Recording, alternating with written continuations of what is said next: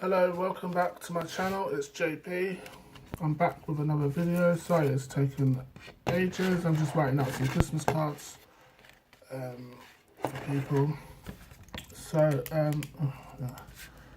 So this video, I think I will make it what's really like in prison, because a lot of people have asked me what it's really like in prison, and instead of like telling them individually, I might as well just make a video of it. I can't comment on what it's like in other prisons, like around the world or whatever, because you know I'm not there. I can only comment on my experiences and what happened and what have you. So if you like this video, please like, comment, subscribe. Also share this video to people who are out there who may be going to prison for the first time, or if you've been in prison or whatever. Comment below and let me know how it was for you. So let's get into it. Yeah, so my first time ever in prison, it was kind of terrifying to begin with, but I soon got over that, because it was like a place where you can just be yourself, you can just be you, basically. Yes, as I said before, there are some prison wardens who are really arseholes, to be honest. They really are arseholes. They're like disgusting, and just the way they talk down to you and stuff, you know. And they have their cliques, they have the little people who they like the most, you know, who they will bring in drugs for them, or they will bring mobile phones, you know, sneak them in or whatever, give them to the prisoners, to the inmates or whatever. But somebody asked me yesterday if I ever had a fight in prison. No, I didn't have a fight in prison. Fights do go on in prison, obviously, but if you keep your head down, your nose clean, don't make eye contact with the ones that think that they're really tough and shit. If you don't make contact with them and everything, they just leave you alone, basically. If you don't give them attitude, then they have no reason to start with you. But yeah, so when I was inside prison, it was, like I said, it was terrifying to start off with, but I soon got over it, because you know it's a place where you just thought, you know what, that's somewhere you have to be, whatever. But you do work in prison, you don't get a big amount of money, you just make a small amount of money. I think it's like £2 something an hour, depending on what you're doing. There's like cleaning jobs, sewing jobs, you can work in the kitchen, you can work in the library, you can work, you can do education as well, which is where I did my bookkeeping accountancy, NVQ. I did that inside, and it's recognised on the outside. So whatever you do inside, it's recognised on the outside, which is really good as well. So I can do my own books and, you know, my own accounts and stuff. But yeah, so for me, being inside, it was okay, I guess. I mean, there are people who get raped and stuff. I've not witnessed it myself. I've not seen it firsthand, but there are people who do get raped, and people who do get bullied, abused, beaten up, you know, attacked verbally, abused, you know, mentally, and not just by the inmates, some officers as well. If they don't like you, they will attack you for whatever reason, just to make themselves look good, I guess. But yeah, I'm not going to try and keep this long. I'm going to try and keep this short, actually. But yeah, so my time in prison was it was intense, but it was okay.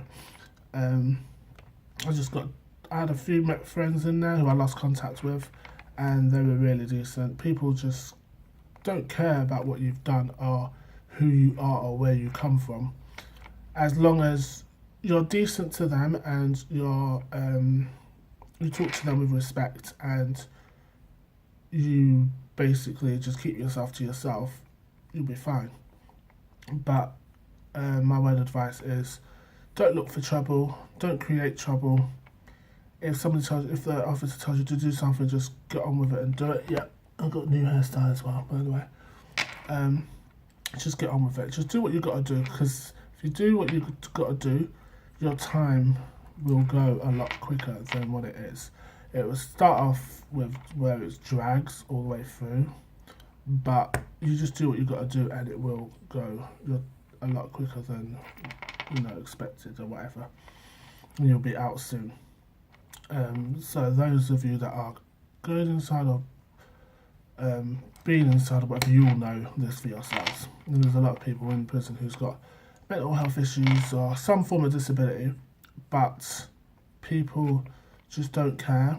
People don't look at you like that, and you're not getting the help and the support that you need because of your disability or because of your mental health issues or because of this or because of that, And when they get out, there's still no support and there's still no help for you. So where do you go? Who do you turn to? My advice is to turn to people who have been in that situation, who knows what it's like to be inside, who knows what it's like to come out of there and struggle through by yourself, not having any support from anyone to help you get through the darkest days. There are people who commit suicide in prison. There was one young lad who, I think he was like in his 20s, early 20s, and he had a kid. It was his first time inside. He was in another block from me, and we heard we got locked down because somebody was on suicide watch. But they didn't really do a good job. If they're meant to be on suicide watch, you're meant to be keeping an eye on them 24/7. And there's always a way of someone going to commit suicide, no matter how you watch them. Even if you don't watch them for that split second, that person could be dead. So they hung themselves, and because he just couldn't take it, and he was scared of not seeing his family anymore, and his newborn baby, and all the rest of it. It was upsetting because he's young, and no one has to go through that. No one. And I don't know if he has any issues or whatever, because I didn't meet him or speak to him because he was in another block from me. But I got told by prison officers that someone committed suicide, and it was all over the prison what had happened. There are some prison officers, some inmates do spit in your food if they don't like you, if they feel like I just don't like you, or don't tolerate you or whatever. They will spit in your food when they give it to you. But there are inmates who don't do that to you. They just let you, go or whatever. But, I don't trust them anyway, so I never really ate anything from them. You can always buy a canteen. So you can always get food from canteen, which comes like once a week. And you can just buy your food from there instead of if you don't want to eat the food that they give you, because you never know what they do to it, to be honest. But inside was just it's crazy intense, but it was okay. I'm glad that I had that experience because it made me who I am today. It made me realise, people on the outside or even on the inside, it's not everyone's gonna like you for being real, and a lot of people want you to be as fake as them. And there's someone who keeps making fake accounts and trying to get me to talk to them, and you all know who it is. It's PJ. Again, he made an account called Jimmy Smith, but he messaged me on my YouTube, one of my videos on YouTube. He commented on that, pretending to be some guy called Johnny Smith, and then he tried to message me on Instagram. We were talking to him because I didn't know who it was, and he slipped up. He sent me a voice note with his voice on it. Now, if you're gonna try and trap me, then why would you send a voice note with your voice on it, pretending to be somebody else? Makes no sense. So when I realised it was him, I just said, look, you need to stop messaging me, you need to stop commenting on my videos, you need to stop with this childish, immature bullshit. Just stop completely. And he wouldn't take any hints of it. It's like, I'm gonna I got to tell him, I said to him, why are you making fake accounts just to talk to me? He goes, well, how else am I supposed to talk to you? And I'm like, what? I blocked you for a reason. I blocked you off Facebook, Skype. I blocked you off Instagram. I blocked you off everything. Everything that I have, all my social medias, I blocked him on it. I deleted Kik because he stole my pictures and he was making a fake accounts of me. So if you get a message request on anything on Twitter, Facebook, Instagram or whatever, it's not me. I don't send messages. I don't send requests to people. They send me requests first. So I will never send you a request because I know there's a lot of accounts out there that's pretending to be me and it's coming from him. I just don't get it. That makes no sense. Why would you message someone, make a fake account to message someone when they've just told you that they don't want nothing to do with you? Oh, how else am I supposed to talk to you? That makes no sense. You're not supposed to talk to me at all because I blocked you, because I don't want nothing to do with you. I've told you that several times and you still don't get it. So now he's trying to blackmail me about my past, saying, oh, I'm going to make a video of you of you admitting to taking pictures of underage kids or whatever. And I'm just like, because I don't want to be friends with you, you're going to turn around and make accusations like that. Yes, I was in prison. Yes, I made a mistake just like everybody else has. Yes, you know, I'm sorry for whatever I've done or whatever. I've got new friends now who love me for me and who know about my past and accepts me, that, you know, for me, they said your past is your past. We're going to be your friend no matter what. And, you know, even my cousin, you know, my cousin Ella, she's great. And even she turned around and says, you know what, this guy has mental health issues, but he's also a cunt.